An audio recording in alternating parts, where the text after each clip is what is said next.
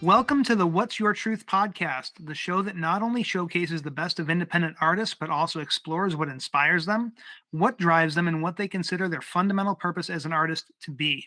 Today on the show, we have Ashley Bean. With a sound reminiscent of bands like Evanescence and Paramore, and a voice that is an absolutely gorgeous cross between the likes of Florence Welch, Annie Lennox, Grace Slick, and Cher, Ashley's brand of female fronted grunge is a wall of tone and style that will caress your ears while simultaneously rocking your face off.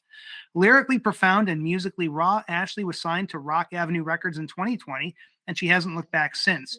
Later that year, Ashley was nominated for 2 Josie Awards, Best Song of the Year and Best Music Video of the Year. And in 2021, she won the Josie Award for Rock Vocalist of the Year. She's also been featured in Stencil Magazine, Skilly Magazine, Dominate Me Magazine, and in 2022, she was on the cover of the Cover Magazine. Ashley and her band are a sonic powerhouse, and it's such a thrill having her on the show today. Ladies and gentlemen, Ashley Bean. Hi. Hello, how are you? I'm doing great. Awesome. Cool. Well, let's roll into it, shall we? Oh, heck yeah. Awesome, Ashley. So my first question is, how did you decide that you wanted to become a musician? It happened, well, 20 years ago. I was just, a little girl in a small town, and I begged my parents that I wanted a guitar for Christmas for like 2 years straight. And when I turned 10 years old and Christmas came along and I got to open up a beautiful little acoustic guitar, which I still have to this day. It's kind of more of like a relic that I kind of keep and just hold on to of some pretty cool memories. And yeah, just something, just hearing the stories of my background with my great grandfather being a musician himself and playing at the Grand Old Opry himself and playing with string bean and just hearing those stories growing up. It was just like, wow, I want to do something like this. Yeah. Wow, he played at the Grand Ole Opry. That's huge. Yeah, like back when it was, well, it was like, I don't know if they call it like the pre-Opry, but it was like on the stage where the wood is, where they have the Grand Old Opry. He stood on that wood before like the Grand Old Opry was built. Wow, man. So your family is like a piece of like music industry legend. Yeah, and I actually have the photograph of him on the stage on one side and then string bean on the other of that whole performance. Oh my God. So what was the first experience you remember having with music? Oh my God, there is like so many. um, God, I'm trying to think of like a really cool one. Oh, I guess just like playing with like a whole bunch of just different musicians and getting to know their background stories and playing along with them. And yeah, it's pretty much just connecting with other musicians. It's been my great experience with all of this. Right on. Yeah. And I mean, I'm right there with you. Like, that's one of the joys is getting to just meet these other creators and just kind of like be inspired by them, even, and just, Hmm. it's incredible, man. Just the Yeah, endless creativity that's actually out there. yeah. I find myself growing more as a musician, being more around other musicians and just learning from them. Yeah. 100%. So, who are the biggest influences on your work and why? Well, one would be my great grandfather being a musician and hearing his stories, and my grandmother growing up with him and being around him and his bluegrass band and stuff. Um, oh God, another person would be, I would say, definitely Joan Jett because she's a female artist and she's walked the walk and worked hard to get where she is, especially as a rock artist and a female. And being a female and not being, looked at as being serious because women weren't really seen much in the rock scene, and she just kind of paved the way. Her and Lita were both paving the way for us future women. Yeah, no, 100%. And that's a good point. Like, back when she was coming up, like, the women that were around were not particularly treated as equals either. It's Yeah, like, so it really is. You're right. She had a lot of fortitude to that. My gosh. yeah, I really look up to her. So if I could ever meet her one day, I just would like to thank her for everything.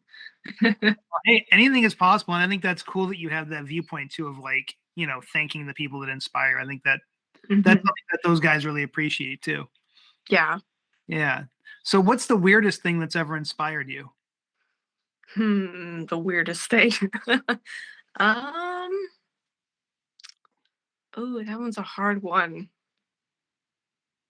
The weirdest thing. I'm not really sure on that because I kind of do my own thing and I like to be, I guess I would say I'm the weird one because I like to be different. I don't like to blend in like in the background, like just like being a typical little artist. I like to stand out. I like to be, throw theater into things. I like to just be my own person and bring out my own personality. And I'm just like overall, I'm just a weird person and I like it. I just think you're weird if you're normal. Good for you. Well, hey, there's a lot of that. You own who you are, and that's awesome. Yeah.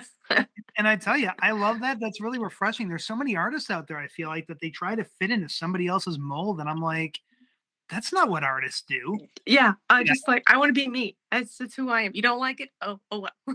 good for you. Integrity. There's a lot to be said for integrity. So, how has your art influenced other people? Um, well, with my music stuff, I like to speak truth. I like to have show people my own experience. If I can just like touch one person and help them through a situation or put a smile on their face, I feel like I am very successful in that way. I just that's just who I am.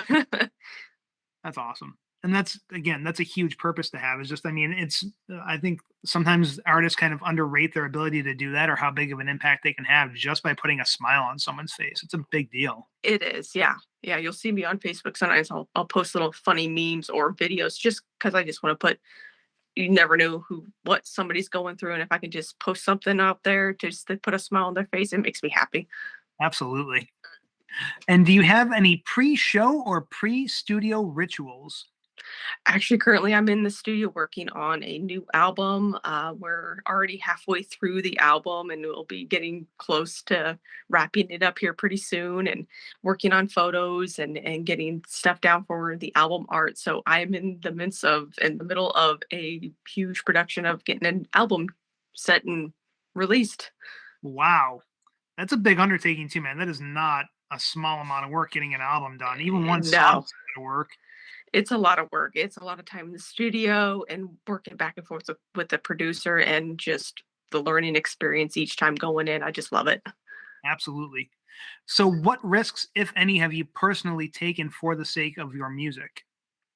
Um, I would say like not being afraid to ask, even if um, oh God, like just like oh man, I can't even think of something like I know I'm not like afraid to ask people out there in the music industry, even if it's somebody that's higher up in the industry. I'm just like the worst thing they could tell me is no. So I guess kind of put myself out there like okay, I'm gonna take a risk on this. I'm gonna get a hold of this person, see what they could do for me or what if they could help me out or something like that. And I've gotten a lot of positive feedback from people in the industry, and it's like, oh, this is awesome. That's cool. Yeah, I mean, wow, and you've certainly got a lot to show for that approach. Because I mean, gosh, I mean, everything I talked about, and I'm sure I was only scratching the surface of the things you've done. So that's great. Thank And you. yeah, you're so welcome. And then, what's the craziest risk you've ever seen another artist take for their craft? Uh, I I'm not really sure. Trying to think of something on the top of my head that I've seen something crazy. Um, Trying to think. I don't think I've came across anybody who's done anything really crazy with their career. Maybe besides somebody like really big, just like they're gonna do this, but not somebody that I know personally that has done anything crazy, which nothing wrong with that. I was gonna say that's okay. It's okay to not Yeah, do that yeah. question.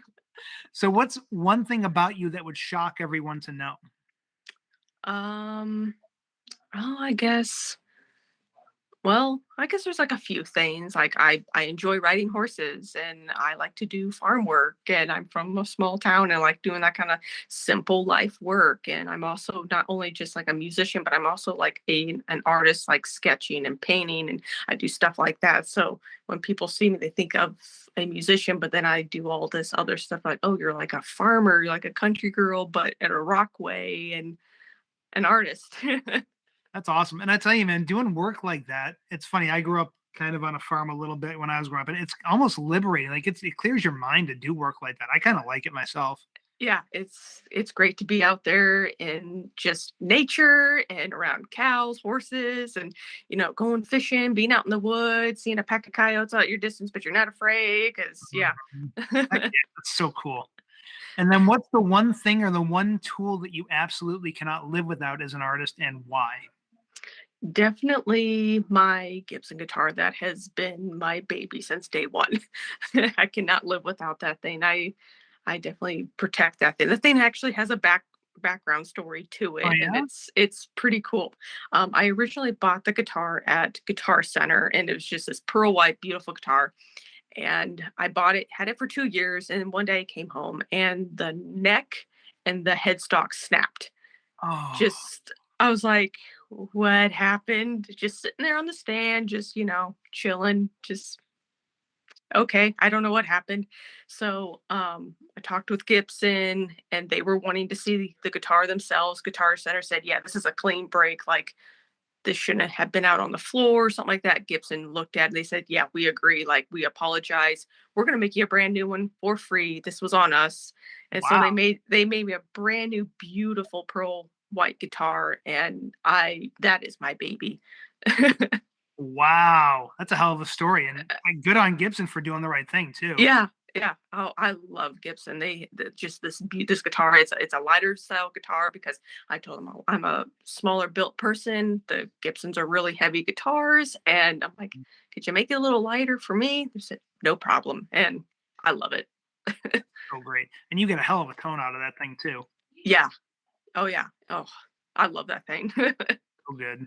So what has been the most difficult piece of music for you to create and why? um, I guess like with this current album, I really want the emotion, and I really want people to hear my story, the things that I've gone through, and the trials, and just what I've gone through, and the hills I've had to climb, and mountains and stuff, and how I came out successful on the other end. I really wanted the emotion to come out and the lyrics to match the music, and it's coming together perfect. Like I'm loving it, and that's been my struggle so far because I want this album to be perfect. I want it to nail everything that I want it to say, and I want it when people hear it, I want them to feel it. Yeah, absolutely. And then, okay, here's a fun question for you. If you were going to write a book about your career up to this point, what would you title it? Um, I guess let's see here. Um, I don't know if it would be like more the adventures or the journey of or the life of Ashley being something like along that time from the beginning of my career to now until 20 years later, something like that. Right on. And then what are your plans for world domination?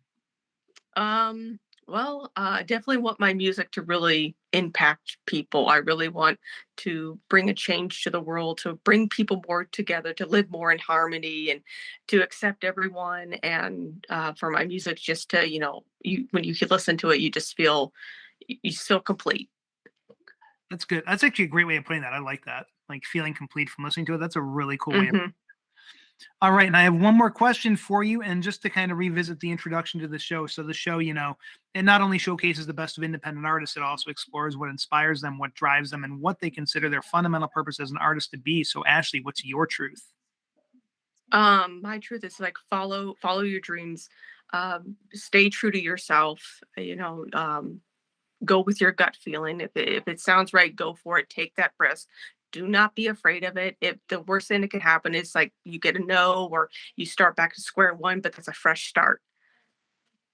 I like that. And that's actually a great way of ending it off to and putting it as like, there's always the ability to start fresh, right? It's Yeah, never the end of the road isn't the end of the road unless you tell yourself it's the end of the road. So right, I really love right. it. Thank you so much for saying that. And thank you for being here. My God, this was awesome.